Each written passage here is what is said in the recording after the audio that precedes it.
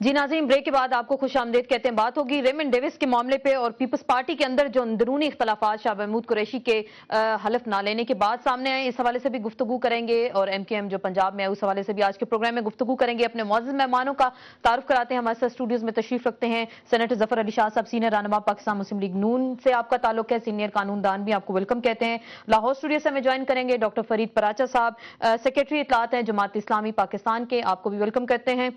Telephone line पे हमें join कर रहे हैं अभी राजा परवेज अशरफ साहब, साबिक विफाकी वजीर हैं पानी और बिजली के और सेक्रेटरी जनरल हैं पाकिस्तान पीपल्स पार्टी पार्लियामेंटेरियंस के।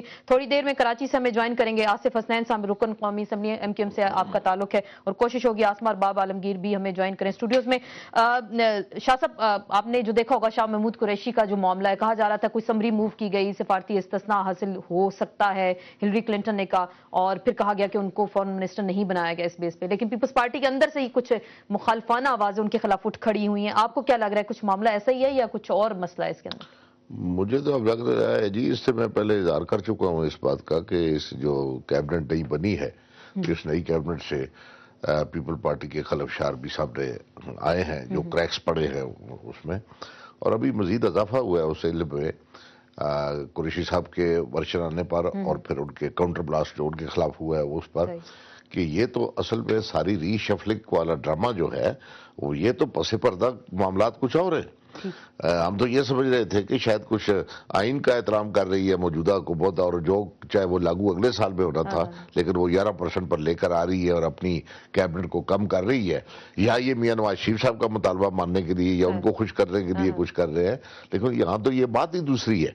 ये तो बात जिस तरह आपने के इब्तदाई कल बात पे जिक्र किया रेमंड डेविस का, ये तो सारा मामला वो है, और अब तो कुरैशी साहब ने तो वो सारा बड़ा खोल दिया पार्टी के बंदे। यस बिल्कुल, और पार्टी के इम्पोर्टेंट कैबिनेट के बड़े इम्पोर्टेंट मेंबर, पार्टी के बड़े इम्पोर्टेंट मेंबर, और उस जिले से और उसका सिचुएंसी से उनका तलक, जहाँ से वजीर आजम पाकिस्तान का तलक है, तो उन्होंने तो सारी बात खोल कर रख दी है कि ये तो मसला ये था कि मुझसे भी जबरन या अपनी स्टेट पावर भी और उधर से दूसरी स्टेट पावर भी दोनों इन पर प्रेशर डाल रही थी कि आप रेमंड डेविस के मसले को हल करें। वो कह रहे हैं कि फॉरेन मिनिस्टर भी नहीं बने। हम पूछ लेते हैं राजा परवेज अशरफ साहब से भी, टेलीफोन लाइन पे हमारे साथ मौजूद हैं, साबिक विफाकी वजीर पानी और बिजली। अस्सलाम वालेकुम राजा साहब।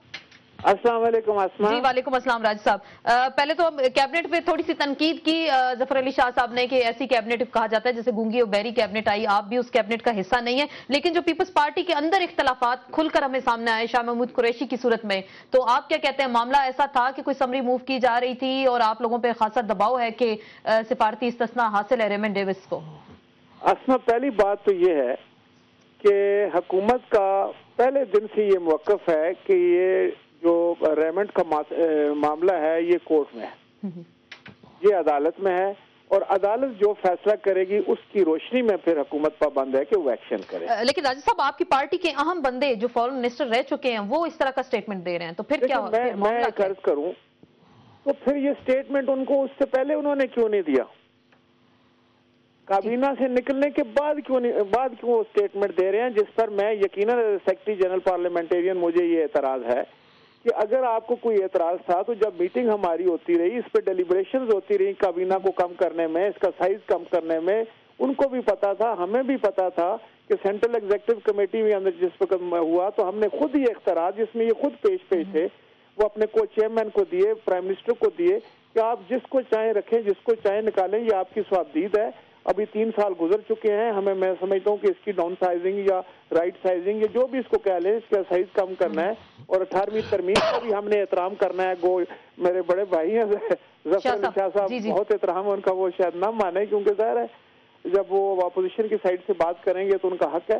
लेकिन मेरा सिर्फ सवाल ये है कि कोई भी हो पार्लियामेंट का मेंबर, देखिए मैं खुद काबीना में नहीं रहा, तो इसका मतलब है कि मैं आज 3 साल के बाद एतराज करना शुरू कर दूं कि ये भी ठीक नहीं था मेरे पर, ये भी मेरे साथ ज्यादती हुई। नो, आप वहाँ अगर आप पार्टी के अंदर हैं तो आप पार्टी के प्लेटफॉर्म पे बैठ के लीडरशिप के सामने अपने इख्तलाफात दें, जिसका हम सबको हक है। तो आप कह रहे हैं कि इस तरह से पब्लिकली उन्हें करना चाहिए था? अब ये बड़ा एक मैं समझता हूँ कि जी बात है कि जो جس کو اس کی مرضی کی، اگر کسی کو اگر مجھے میری مرضی کی وزارت نہیں ملتی تو میں کہتا ہوں کہ نہیں چلیں جناب. آپ ہمارے ساتھ لائن پہ رہیں گے. راجہ صاحب ہم ڈاکٹر فرید پراچا صاحب سے بھی بات کرتے ہیں. دینی جماعتوں کا اتحاد بھی اکٹھا ہو رہا ہے, کچھ اتحاد بننے بھی جا رہا ہے ریمنڈ ڈیوس کے معاملے پہ.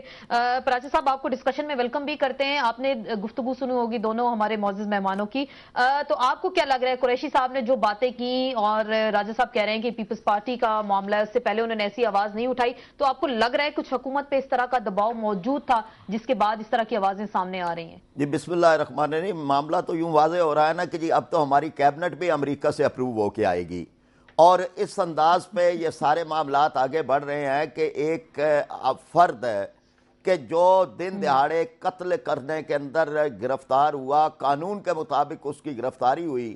اب اس سارے معاملے میں امریکہ کا جو دباؤ ڈالنا ہے, اور ان کی طرف سے جس دباؤ کا اظہار قریشی صاحب نے بھی کیا, اخبارات میں آیا, کہیں تردید نہیں ہوئی, کانفرنس سہ افریقی جو ہے وہ ملتوی ہو گئی, دیگر بہت ساری علامتیں سامنے آ رہی ہیں, تو یہ سوال یہ پیدا ہوتا ہے کہ آخر ایک فرد ان کے لیے اتنا اہم کیوں ہے.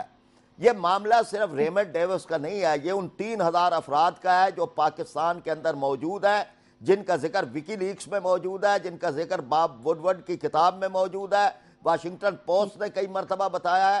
اور یہ کہ یہاں علامتیں موجود ہیں, ہمارے ہاں جو دہشت گردی ہوتی ہے جس طرح مزاروں پہ اور امام بارگاہوں پہ, مساجد پہ, مارکیٹوں میں, عورتوں, بچوں, بوڑھوں, جو کچھ بھی یہاں پر ہو رہا ہے, یہ تو ہم پہلے دن سے کہہ رہے تھے کہ چاہے اس میں بالکل استعمال آپ یہ کہنا چاہ رہے ہیں کہ کچھ سفارتی پریشر برقرار ہے پاکستان پیپلز پارٹی کی حکومت پہ؟ نہ صرف برقرار ہے بلکہ یہ کہ اس کی علامتیں سامنے آ رہی ہیں. راجہ پرویز اشرف صاحب نون لیگ پہ کیا ہے معاملہ؟ تو صوبائی ہے, صوبائی معاملہ ہے ہمیں جو دکھائی دے رہا ہے, تو نون لیگ پہ بھی پریشر ہے اس حوالے سے کیا؟ یعنی یہ سوال تو یہ تھا کہ یہ جو کچھ معاملات میں استثناء کا معاملہ ہے, وہاں تو جو معاملہ تھا وہ عدالت میں چلا گیا, لیکن استثناء کے معاملے کا عدالت سے تعلق نہیں ہے جیسے راجہ صاحب کہہ رہے ہیں, اس کا تعلق تو وزارت خارجہ سے ہے. یعنی بالکل ایک واضح بات ہے کہ ایک آدمی کا نام 27 جنوری تک کسی ڈپلومیٹک فہرست میں موجود نہیں تھا, ڈپلومیٹک ویزا اس کے پاس موجود نہیں ہے, ڈپلومیٹک ذمہ داریاں وہ ادا نہیں کر رہا. اپنے ان فرائض ویانا کنونشن کا آرٹیکل 31C واضح طور پر یہ کہتا ہے کہ آفیشل ڈیوٹی دینے کے دوران یا اس کی پروفیشنل ڈیوٹی کے دوران اگر اس پر کوئی ایسا چارج لگتا ہے تو اس کو امیونٹی ہے. یہ قتل عام کے لیے اور قتل کے لیے قتل عام سر عام دندناتے آپ پھریں اور قتل بھی کریں اس پہ بھی امیونٹی مانگے. شاہ صاحب آپ کو کیا لگ رہا ہے؟ کچھ جیسے ہم نے پہلے بھی پوچھا, راجہ صاحب کہہ رہے ہیں کہ وہ اس وقت کیوں نہیں بولے اگر وزارت نہیں ملی اور اس کے بعد اگر اس طرح کی باتیں کرتے, کیا یہ آپ کو سمجھ آ رہی ہے؟ نہیں, راجہ صاحب بادشاہ بھی ہیں, تھوڑے سے بولے بادشاہ ہیں. یہ